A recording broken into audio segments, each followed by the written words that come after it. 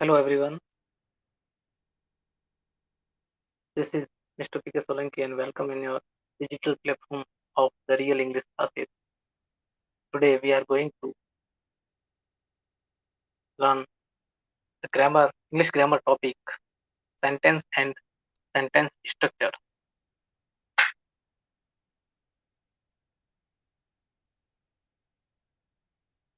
Please pay attention.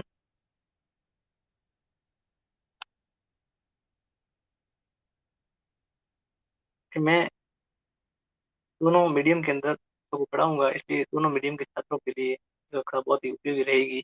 और आप थोड़ा सा ध्यान दें कि ये जो आज की क्लास रहेगी वो सेंटेंस एंड स्ट्रक्चर है, वो सभी छात्रों के लिए जो 8 स्टैंडर्ड से अबव वाले हैं सभी के लिए बहुत ही यूजफुल साबित होगी। और ये जो क्लास है वो ग्रामर की एक एसेंशियल एंड इनिशियल क्लास है, जो प्रारंभिक क्लास है। और इसी से अगर शुरुआत करें तो बच्चे को ग्रामर बहुत अच्छे तरीके से उसको सीख भी सकता है और अच्छे तरीके से उसके दिमाग में ग्रामर का जो एक मैप बनना चाहिए वो अच्छे से बन भी जाता है। चलो तो लेट्स स्टार्ट, शुरू करते हैं अपन। सेंटेंस एंड सेंटेंस स्ट्रक्चर, वाक्य एवं वाक्य की संरचना। चलो, वाक्य आपको क्या होता है वाक्य के बारे में आपको रूबरू करवा देते हैं कि एग्जाम्पल के लिए, Ram pledge cricket in the ground. Ram pledge cricket in the ground in the morning. इसके अंदर देखिए कि वर्ड्स कौन कौन से हैं। ये वर्ड्स है अलग अलग, ठीक है। इन वर्ड्स से मिलकर क्या बना है, एक पूरा का पूरा सेंटेंस। और इस सेंटेंस का पूरा अर्थ निकलता है। क्या अर्थ निकलता है कि राम क्या खेलता है, क्रिकेट खेलता है। कहाँ खेलता है, ग्राउंड में खेलता है। और कब खेलता है, मॉर्निंग। मतलब राम सुबह ग्राउंड में क्रिकेट खेलता है। ये इसका मतलब ट्रांसलेशन है। अपन ट्रांसलेशन कैसे कर पाए कि ग्रुप ऑफ द जो वर्ड्स था, जो शब्द है, वो जो शब्दों का समूह जो मिलकर एक प्रॉपर एक अर्थ दे रहा है, इसीलिए इसको क्या कहते हैं अपन, सेंटेंस कहते हैं। और सेंटेंस के बारे में अपन आगे और डिटेल से भी पढ़ेंगे। सबसे पहले देख लीजिए आप इसके बाद में कि सेंटेंस का स्ट्रक्चर क्या होना चाहिए, सेंटेंस का क्या स्ट्रक्चर होना चाहिए, सेंटेंस की क्या संरचना होनी चाहिए। कि जनरली जनरली मैं बात कर रहा हूँ कि जनरली यानी कि सामान्यतः क्या होता है कि जो सेंटेंस का जो फॉर्मेट होता है वो सब्जेक्ट के रूप में होता है, वर्ब प्लस ऑब्जेक्ट के रूप में होता है। इसके रूप में होता है subject plus verb plus object के रूप में। यानी कि एसवीओ के फॉर्मेट में, किसके फॉर्मेट में, आपको याद जब यही रखना, एसवीओ। एस का मतलब सब्जेक्ट, वी का मतलब वर्ब और ओ का मतलब ऑब्जेक्ट, ठीक है। आपको यही दिमाग में एक मैप रखना है कि सेंटेंस का फॉर्मेट क्या होता है, जनरली एसवीओ होता है। अच्छा, सेंटेंस का फॉर्मेट ही होता है तो सेंटेंस कहते किसको है, चलो इसके बारे में भी अपन थोड़ा सा पढ़ लेते हैं। चलिए, डेफिनेशन, सेंटेंस की डेफिनेशन पढ़ते हैं कि a group of words that make a complete sense. आपको इसके साथ साथ अपने नोट्स भी बनाने हैं, और नोट्स बनाने के साथ में जो भी वर्ड्स आपको इंग्लिश में समझ नहीं आए, वहाँ आपको मैं हिंदी में साथ में बोलता रहता हूँ, उसी को आपको हिंदी में भी उसको साथ साथ में रिपीट करना और लिखना भी है। चलिए, डेफिनेशन इसकी पढ़ते हैं। डेफिनेशन क्या है, डेफिनेशन का मतलब होता है परिभाषा। तो इसकी परिभाषा सेंटेंस की क्या हो सकती है, सेंटेंस का मीन्स क्या हो सकता है, कि रियली मीन्स क्या हो सकता है, कि सेंटेंस कहते किसको है। A group of words that's make a complete sense, एक शब्दों का ऐसा समूह है जो मेक कर क्या बनाता है, दैट्स मेक जो बनाता है अ कंप्लीट सेंस, क्या देता है, कंप्लीट सेंस, एक पूरा का पूरा क्या देता है, एक अर्थ देता है, उसी को ही क्या बोलते हैं, सेंटेंस बोलते हैं, क्या बोलते हैं, सेंटेंस। अच्छा, ये जो इसी के अंदर मैंने ये जो बात कही ग्रुप ऑफ द वर्ड, अच्छा शब्दों का समूह, तो वे शब्द कौन से हुए, शब्दों का समूह तो हुआ, ठीक है, तो वो शब्द हुए कौन से। अच्छा, तो वर्ड्स के बारे में बात कर लेते हैं, चलिए, ये वर्ड्स कौन से होते हैं।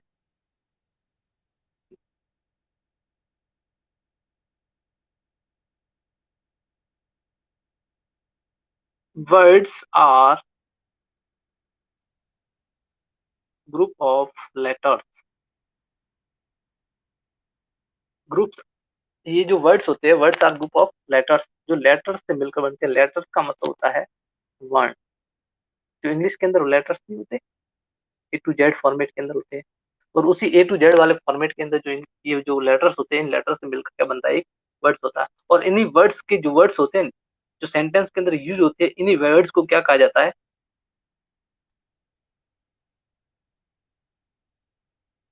वर्ड्स आर कॉल्ड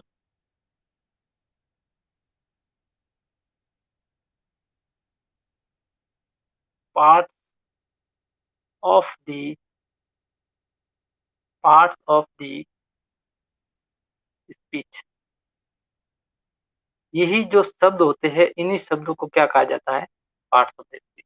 और जनरली बच्चों को यही समझ में नहीं आता है कि पार्ट्स ऑफ द स्पीच कहते क्यों। पार्ट्स ऑफ द स्पीच का मतलब ये होता है कि सेंटेंस के कितने भाग होते हैं, सेंटेंस के कौन कौन से हिस्से होते हैं, parts of the speech, parts का मतलब हिस्से, ऑफ द स्पीच इसका मतलब आप सेंटेंस बना सकते हो, ठीक है। तो पार्ट्स ऑफ द स्पीच का मतलब क्या हुआ, सेंटेंस के जो भाग कौन कौन से होते हैं, चलिए इसके बारे में अपन पढ़ते हैं। चलो, तो अपना टॉपिक मतलब एक मेन टॉपिक होना चाहिए, सेंटेंस होना चाहिए, सेंटेंस के आगे अपन चलते हैं और इसको और थोड़ा डिटेली अपन पढ़ते हैं, चलिए।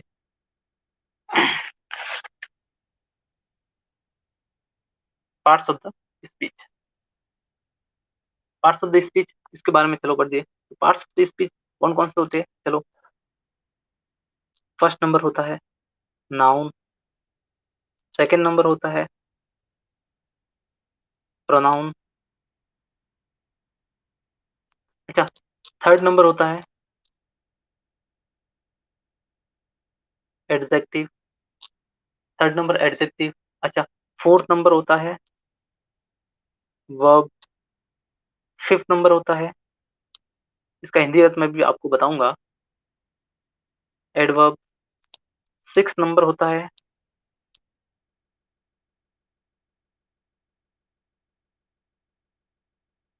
प्रेपोजिशन, सेवंथ नंबर होता है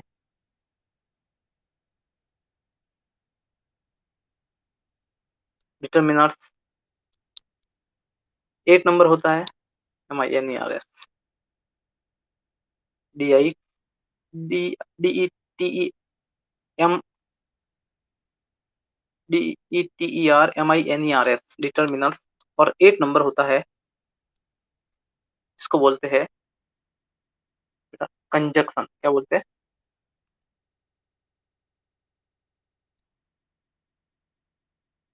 कंजक्शन, और नाइन्थ नंबर जो होता है उसको बोलते हैं इंट्रोजेक्शन, क्या बोलते हैं, इंट्रोजेक्शन। अच्छा, अब इनका अपन हिंदी अर्थ एक बार देख लेते हैं, और हिंदी अर्थ आप अपने अपने नोटबुक के अंदर साथ साथ में आप लिखते जाना, जिससे कि आपको दोबारा आप रिवीजन करो, उस टाइम आपको सहूलियत रहे खुद को, और पढ़ने में भी आपको नोट्स बनाने में भी कोई दिक्कत नहीं रहे, और आपको याद करने में भी कोई समस्या नहीं रहे, चलिए। नाउन को बोलते हैं संज्ञा, क्या बोलते हैं, संज्ञा, संज्ञा हिंदी में आपने पढ़ा होगा। अच्छा, प्रोनाउन को बोलते हैं सर्वनाम, क्या बोलते हैं, सर्वनाम, एडजेक्टिव को बोलते हैं विशेषण, एडजेक्टिव को क्या बोलते हैं, एडजेक्टिव नहीं एडजेक्टिव, तो क्या बोलते हैं एडजेक्टिव, अच्छा, विशेषण, और वर्ब को क्या बोलते हैं, क्रिया कहा जाता है। इसी तरह से एडवर्ब की बात करें तो एडवर्ब को कहा जाता है क्रिया विशेषण, क्रिया विशेषण और इसी के साथ में प्रेपोजिशन होता है। इस प्रीपोजिशन को कहा जाता है पूर्वसर्ग। साथ ही डिटरमिनर, इसको निर्धारक कहा जाता है। इसी डिटरमिनर्स के अंदर आता है आर्टिकल। क्या आता है? आर्टिकल। चलो कंजक्शन की बात करें तो कंजक्शन का मतलब होता है कंजेक्ट करने वाला, यानी कि कंटेक्ट करने वाला, यानी कि ज्वाइन करने वाला, जिसको बोलते हैं संयोजक। क्या कहा जाता है? संयोजक कहा जाता है।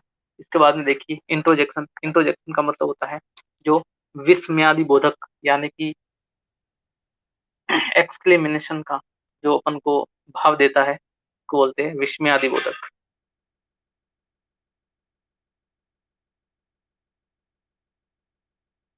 विस्मयादि बोधक क्या कहा जाता है? विस्मयादि बोधक। चलिए अपन अपन ने इसके 9 जो सेंटेंस होता है, उस सेंटेंस के 9 जो भाग होते हैं, उन 9 भागों को कहा जाता है parts of the speech. In parts of the speech को डिटेल में अपन को पढ़ना बहुत ही जरूरी है कि पार्ट्स ऑफ द स्पीच होते कौन से हैं, इनके हिंदी में नाम क्या है, और इनके प्रत्येक जो इसके हिस्से है, जैसे कि नाउन है, प्रोनाउन है, एडजेक्टिव, एडवर्ब, वर्ब वगैरह, इन सभी के 9 के 9 भाग को अपन डिटेल में अध्ययन करेंगे। तभी जाकर अपन को एक सेंटेंस अच्छे से समझ में आएगा। उसके बाद में सेंटेंस की संरचना क्या होती है, उस संरचना को डिटेल में पढ़ेंगे। चलिए आज मैं आपके सामने शुरू करता हूँ नाउन। क्या शुरू करता हूँ? चलिए नाउन। नाउन कहते किसको है? अच्छा चलिए, नाउन कहते किसको है? आपको नोट्स अलग से बनाना है, और मैं मेरी सहूलियत के हिसाब से मैं लिख रहा हूँ। चलिए, नाउन कहते किसको है? तो noun a name of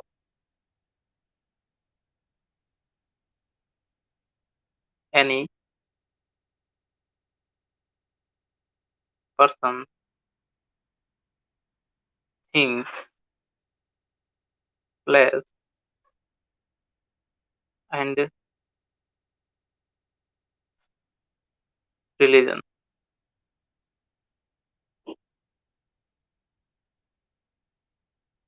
are etcetera are called noun.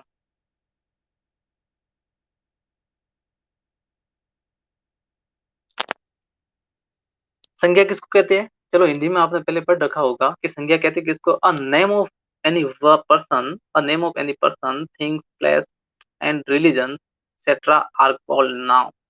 कि किसी व्यक्ति का नाम, किसी वस्तु का नाम, किसी स्थान का नाम, किसी धर्म का नाम या किसी जाति का नाम आर कॉल्ड नाउन। वो सभी क्या कहे जाते हैं? नाउन कहे जाते हैं। यही सभी मिलकर क्या बनाते हैं? एक नाउन। मतलब ये मिलकर नहीं, मिलकर तो नहीं कह सकते अपन।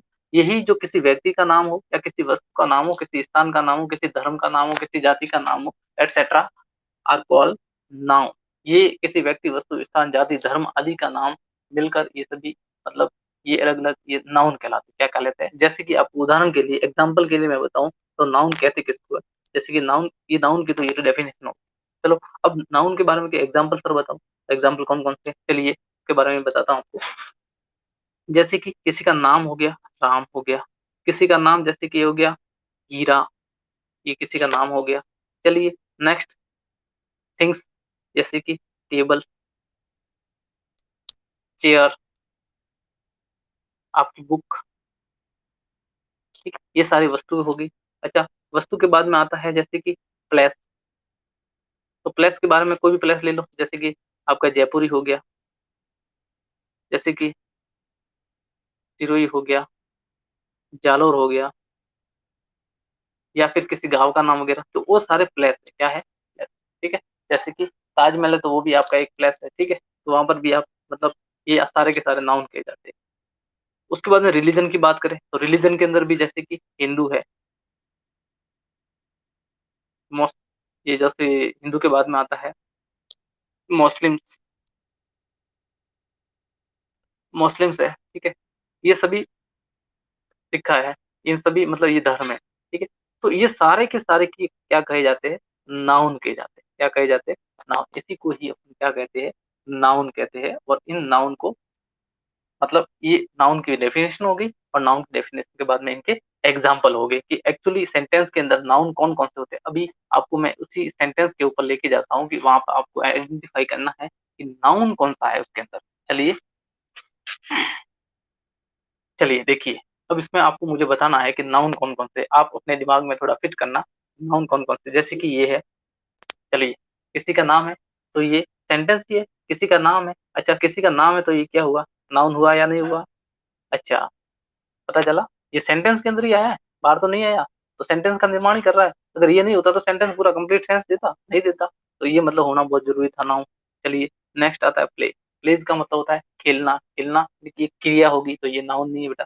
क्रिकेट, ठीक है, किसी खेल का नाम है, किसी का नाम तो है, खेल का नाम, नाम है ना किसी का। चलिए तो ये भी आपका नाउन हो गया। क्या हुआ, नाउन। इन, इन क्या, at, in, on, before, after, across, along, ये सारे के सारे क्या कहलाते हैं, प्रेपोजिशन कहलाते हैं। तो ये आपका, ये भी नाउन नहीं है। चलिए the, a an the, a an the, ये आपके जो ए एन द होते हैं ये क्या कहलाते हैं, आर्टिकल कहलाते हैं। ठीक है, आर्टिकल किस में आते हैं, मैंने बताया था आपको, डिटर्मिनर्स के अंदर आते हैं। चलिए आगे, आर्टिकल किस किस में आते हैं, डिटर्मिनर्स के अंदर आते हैं। ठीक है, तो ये डिटर्मिनर्स हुआ। चलिए ग्राउंड, ग्राउंड आपका क्या है, मतलब एक स्थान तो है ना, स्थान है, इसलिए ये क्या हुआ, नाउन हुआ। चलिए उसके बाद में आता है ये मॉर्निंग। मॉर्निंग क्या है, चलो आप मुझे बताओ। तो मॉर्निंग बेटा ये है, टाइम है। ठीक है, क्या है, टाइम, अकॉर्डिंग टू टाइम है। तो ये आपका एब्स्ट्रैक्ट नाउन। मॉर्निंग को आप देख तो नहीं सकते, लेकिन ये भी आपका क्या हुआ, एब्स्ट्रैक्ट नाउन हुआ। ठीक है, चलिए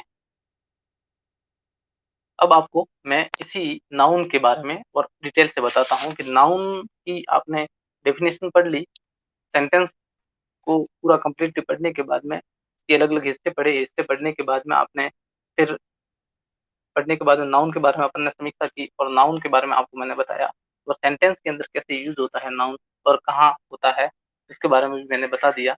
अब चलो सेंटेंस, जो सेंटेंस के अंदर जो यूज होने वाला जो फर्स्ट जो आपका पार्ट्स ऑफ द स्पीच है कौन सा, नाउन। नाउन के बारे में अपन और डिटेल से बात करते हैं और डिटेल से इसको समझते हैं, इसकी अलग अलग जो टाइप्स है उस टाइप्स को पढ़ते हैं। चलिए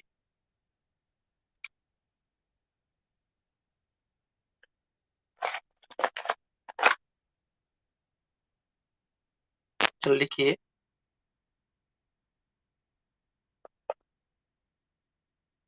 parts of the speech, parts of the speech, parts of the speech के अंदर मैं आपको पढ़ाने जा रहा हूँ क्या, नाउन। क्या पढ़ाने जा रहा था, नाउन। ठीक है, नाउन का मतलब क्या होता है, संज्ञा। चलो संज्ञा की परिभाषा मैंने बता दी, परिभाषा बताने के बाद में अब मैं इसके एग्जाम्पल भी आपको मैंने बता दी। अब इसके बाद में अपन इसके बारे में पढ़ते हैं, types of noun. Type of the noun, संज्ञा के प्रकार, संज्ञा के प्रकार, संज्ञा के प्रकारों के बारे में अपन और चलो पढ़ते हैं। तो पहला जो इसका प्रकार है उसको बोलते हैं प्रॉपर नाउन,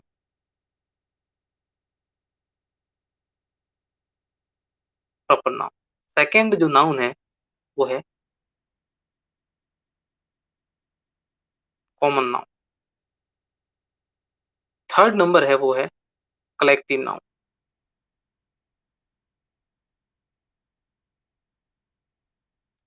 फोर्थ नंबर है वो है आपका मटेरियल नाउन।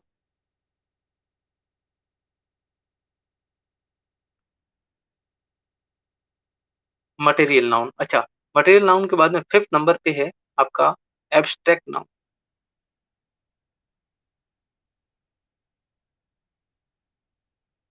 एब्स्ट्रैक्ट नाउन, चलो अब आपको ये सारे के सारे नाउन मैंने आपको बता दिए, और नाउन के ये नाउन कौन कौन से होते हैं इस टाइप को बता दिया। इन टाइप्स को भी अपन थोड़ा और डिटेल से पढ़ेंगे, और डिटेल से पढ़ने के बाद में इनके जो प्रकार है इन प्रकार को और विस्तार से थोड़ा पढ़ेंगे।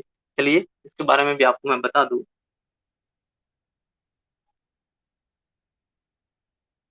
चलिए आ जाइए, प्रॉपर नाउन पहला है, फर्स्ट है प्रॉपर नाउन। प्रॉपर नाउन का मतलब होता है व्यक्तिवाचक संज्ञा। क्या होता है? व्यक्तिवाचक संज्ञा। लिखो, आप हिंदी में इसको लिखो, व्यक्तिवाचक संज्ञा, व्यक्तिवाचक संज्ञा। ठीक है, व्यक्तिवाचक संज्ञा। उसको बोलते हैं जातिवाचक संज्ञा। कॉमन का मतलब होता है जातिवाचक संज्ञा। क्या बोलते हैं इसको? जातिवाचक। और कलेक्टिव नाउन का मतलब होता है समूहवाचक, समूहवाचक संज्ञा, समूहवाचक संज्ञा। अच्छा, नेक्स्ट लिखिए, समूहवाचक संज्ञा के बाद में आप लिखिए मटेरियल नाउन। मटेरियल नाउन के अंदर लिखिए वस्तुवाचक, वस्तुवाचक। क्या लिखोगे? वस्तुवाचक। और उसके बाद में एब्स्ट्रैक्ट नाउन आता है। इस एब्स्ट्रैक्ट नाउन के बारे में आप लिखिए भाववाचक, भाववाचक संज्ञा। चलो प्रॉपर नाउन के बारे में पढ़ते। फिर से आपको बता दूं कि इसके 5 जो टाइप्स होते हैं, नाउन के 5 टाइप्स है। फर्स्ट है प्रॉपर नाउन, सेकंड है कॉमन नाउन, थर्ड है कलेक्टिव नाउन, फोर्थ है मटेरियल नाउन एंड फिफ्थ है abstract noun. Fifth are we learn about detailedly in the types of noun, in noun के types के बारे में अपन और डिटेल से पढ़ेंगे। चलिए, पहला लिखता हूं मैं प्रॉपर नाउन। प्रॉपर नाउन के बारे में आपको मैं बता देता हूं कि प्रॉपर नाउन क्या है और प्रॉपर नाउन के उदाहरण क्या क्या हो सकते हैं। प्रॉपर नाउन का मतलब होता है प्रॉपर किसी व्यक्ति का नाम, किसी प्रॉपर वस्तु का नाम, किसी प्रॉपर किसी भी प्लेस का नाम। ठीक है, प्रॉपर नाम होना चाहिए उसका। जैसे किसी व्यक्ति का प्रॉपर नाम होता है, तो जैसे किसी सिटी का नाम मैं बोलूँ, कोई एक सिटी है, सिटी मतलब एक कोई शहर। ठीक है, तो वो शहर आपका प्रॉपर कोई उसका नाम नहीं दिया हुआ। जैसे ही मैं लिखूं सिटी का नाम, जैसे कि भरतपुर, तो ये प्रॉपर नाउन क्या हुआ? Proper noun. ठीक है, जैसे कि मैं लिखूं किसी प्रॉपर किसी वस्तु का नाम, जैसे कि मैं लिखता हूँ फर्नीचर। ठीक है, फर्नीचर, तो फर्नीचर तो लकड़ी की वस्तु, खूब सारे फर्नीचर बनते हैं, तो वो फर्नीचर आपका प्रॉपर कोई वस्तु नहीं हुई। प्रॉपर वस्तु तो हुई, लेकिन फर्नीचर वस्तु तो है, लेकिन उसका प्रॉपर नाम तो नहीं है। तो जब प्रॉपर उसका नाम देते, जैसे कि टेबल, टेबल भी आपका प्रॉपर नहीं है, क्योंकि टेबल के भी अलग अलग हिस्से होते हैं। कौन कौन से? जैसे कि होते हैं, इसको बोलते हैं डाइनिंग टेबल, टी टेबल, अलग अलग टेबल होते हैं कि नहीं? तो इस तरह से, जैसे कि मैं लिखूं डाइनिंग टेबल या फिर लिखूं मैं टी टेबल, टी टेबल। ठीक है, टी टेबल लिखा, ये भी वस्तु का प्रॉपर नाम हो गया। अब जैसे कि किसी पशु का नाम, किसी एनिमल का प्रॉपर नाम मैं लिखूं, एनिमल का प्रॉपर नाम लिखने के लिए जैसे मैं लिखूं काऊ। ठीक है, क्या लिखूं? प्रॉपर नाउन काऊ लिखूं। ठीक है, या फिर इसके अंदर जैसे कि मैं प्रॉपर किसी और भी मतलब किसी का भी मैं प्रॉपर नाम लिखूं। ठीक है, तो वो प्रॉपर अगर किसी का नाम होता है, जैसे कि मैं नाम लिखूं मैं प्रॉपर किसी व्यक्ति का, जैसे कि मैं इस वस्तु है मेरे पास में, जैसे ये पेन है, पेन के बारे में मैं लिखूं तो ब्लू पेन। ठीक है, ब्लू पेन, मैं ब्लू पेन लिखा, तो ये प्रॉपर पेन हो गया। ठीक है, अगर मैं केवल पेन लिखा तो पेन तो बहुत सारी होती है, रेड भी होती है, ब्लू भी होती है, ग्रीन भी होती है, तो अलग अलग, तो फिर इनके बारे में अपन उसको प्रॉपर नहीं कह सकते। चलिए, ये आपको प्रॉपर, मेरे ख्याल से आपको प्रॉपर समझ में आ गया। प्रॉपर यानी कि किसी भी वस्तु का नाम, किसी व्यक्ति का नाम, किसी शहर का नाम प्रॉपर होना चाहिए, उसका प्रॉपर फिक्स नाम के, उसके जैसा और कोई नहीं। समझ में आया? उसके जैसा कुछ नहीं, मतलब हो सकता, ये प्रॉपर नाम होता है। जैसे कि कॉमन नाउन, जैसे कि आपको मैं बताऊं, जैसे प्रॉपर नाउन के अंदर जैसे होता है टीचर। क्या होता है? टीचर। स्टूडेंट, तो स्टूडेंट तो अलग अलग प्रकार के स्टूडेंट्स होते हैं। कोई 6th क्लास का स्टूडेंट हो सकता है, कोई 12th क्लास का स्टूडेंट हो सकता है, कोई जैसे कि कंपटीशन की तैयारी करने वाला स्टूडेंट हो सकता है। तो मतलब ये स्टूडेंट अलग अलग हो सकते हैं। जैसे कि मैं डायरेक्ट ये बोलूँ 6th क्लास स्टूडेंट, तो प्रॉपर क्या हो गया? Proper noun. और स्टूडेंट्स का प्रॉपर मैं अगर नाम ले लूँ, तो वो प्रॉपर पूरा का पूरा नाम हो गया। अब जैसे कि किसी व्यक्ति का नाम मैं प्रॉपर ही लिखूँ, जैसे कि मोहित। ठीक है, मोहित में नाम लिखो, तो प्रॉपर किसी का नाम हो गया। ठीक है, तो प्रॉपर जब नाम हो गया उसका, तो प्रॉपर नाम होने के बाद में आपको ये समझ में आ गया होगा कि मतलब प्रॉपर कोई किसी व्यक्ति का नाम, किसी वस्तु का नाम, किसी स्थान का नाम, किसी भी का प्रॉपर नाम जब हो, फिक्स नाम हो, प्रॉपर नाम हो, किसी व्यक्ति वस्तु स्थान किसी का भी नाम, तो वो प्रॉपर नाउन कहलाएगा। I know, I hope, are you understood already? Next we learn common noun. Common noun किसको कहते हैं? जातिवाचक। जैसे ही मैंने अभी आपको मैंने बोला था स्टूडेंट, स्टूडेंट्स, स्टूडेंट्स का मतलब होता है छात्र। छात्र का मतलब किसी भी कक्षा का छात्र हो सकता है, छात्र तो फिक्स नहीं है। तो ये आपका क्या होगा? कॉमन। जैसे टीचर, टीचर, टीचर फिक्स थोड़ी होता है, कोई इंग्लिश का टीचर है, कोई हिंदी का टीचर है, कोई मैथ्स का टीचर है, तो अलग अलग टीचर हुए, तो टीचर भी आपका कोई प्रॉपर नाउन नहीं है, ये क्या हुआ? Common noun. अच्छा क्लास, क्लास, क्लास की भी अलग अलग, जैसे कि ये 9th क्लास है, 7th क्लास है, ये 12th क्लास है, ठीक है। तो ये क्लास भी अलग अलग होती है, तो इसीलिए अपन ये कह सकते हैं कि क्लास भी आपका प्रॉपर नाउन नहीं है, कॉमन नाउन है। चलो एनिमल, ठीक है। एनिमल, तो एनिमल तो बहुत सारे होते हैं, खूब सारे एनिमल होते हैं, तो उन सभी को क्या कहते हैं? प्रॉपर नाउन नहीं कह सकते, क्या कह सकते हैं इसको? कॉमन नाउन के अंदर अपन ले लेंगे, कॉमन नाउन के अंदर अपन को लेना पड़ेगा। चलिए नेक्स्ट आपको बताऊं तो जैसे कि फर्नीचर, ठीक है। फर्नीचर भी आपका कॉमन नाउन है। फर्नीचर के बाद में आता है जैसे टेबल, टेबल भी आपका क्या है? Proper noun, sorry proper noun क्या, कॉमन नाउन, क्योंकि टेबल भी अलग अलग, जैसे मैंने बताया था आपको डाइनिंग टेबल, टी टेबल, तो इसके भी अलग अलग भाग होते हैं कि नहीं होते टेबल के, तो इसलिए जिसके भाग बनते हैं अलग अलग, जैसे कि मैंने कह दिया कि भाई ये फर्नीचर है, तो फर्नीचर तो बहुत सारे हो सकते हैं, तो ये आपका क्या हुआ? Common noun. क्या हुआ? जिसके भाग बन सकते हैं, जिसके भाग बन सकते हैं वो कॉमन नाउन, और जिसके भाग नहीं बनते, भरतपुर के क्या भाग बने, बनेंगे क्या? तो फिर ये क्या हुआ? पूरा का पूरा प्रॉपर नाउन, ये प्रॉपर नाउन। चलो टेबल, टेबल के बाद में आता है जैसे कि चेयर। एक तो जनरल चेयर होती है, स्टैंड चेयर होती है, और एक होती है जैसे आर्म चेयर, जो आरामदायक कुर्सी होती है। तो अलग अलग चेयर होती है, तो इनको मतलब कह सकते हैं अपन की ये चीज क्या है? Common noun. चलो कॉमन के बाद में कलेक्टिव नाउन। कलेक्टिव नाउन का मतलब होता है समूहवाचक। अच्छा समूहवाचक किसे कहते हैं? समूहवाचक का मतलब, समूहवाचक का मतलब ये होता है कि समूह के रूप में, क्या किसके रूप में हो? समूह के रूप में हो। जैसे संज्ञा, जैसे कि कोई भी मतलब, वो तो समूह के रूप में, जैसे कि आमी, आमी, आर्मी जो है वो एक समूह है। क्या है? समूह। किसका समूह है? व्यक्तियों का समूह है। फौज जो सोल्जर है, सोल्जर का समूह है, ठीक है। तो सोल्जर का जो समूह होता है उसको क्या बोलते हैं? आर्मी कहते हैं, ठीक है। एक दूसरा होता है बेंच, बंचेज। बंच का मतलब होता है बेटा, बंच का मतलब जैसे कि गुस्सा, क्या होता है? गुस्सा। तो अलग अलग, जैसे कि अंगूर का जो गुस्सा होता है, जैसे कि उनसे मिलकर बनता है, तो ये बंच कहता है, क्या कहलाता है? बंच कहलाता है। तो ये मतलब अलग अलग आप कह सकते हो। ये एक होता है फैमिली, ठीक है। फैमिली क्या है? कलेक्टिव नाउन है। क्यों? क्योंकि फैमिली को आप एक मेंबर को फैमिली कह सकते हो नहीं, तो फैमिली के अंदर कम से कम दो या दो से अधिक मेंबर होने चाहिए, और वो मेंबर ही मिलकर, ये सब सिंगुलर है, क्या है? सिंगुलर, ठीक है। और वो मेंबर ही मिलकर क्या बनाते हैं? कलेक्टिव नाउन, मतलब फैमिली बनाते हैं। तो उससे इसी इसलिए इस नाउन को क्या कहते हैं अपन? कलेक्टिव नाउन कहते हैं, ठीक है। और कलेक्टिव नाउन के बाद में आता है मटेरियल नाउन। क्या आता है? Material noun. तो चलो मटेरियल नाउन कौन कौन से? मटेरियल का मतलब होता है वस्तु, कोई भी वस्तु, जैसे कि शुगर, जिसको नापा, उसको जिसका मेजरमेंट निकाला जा सकता है। क्या निकाला जा सकता है?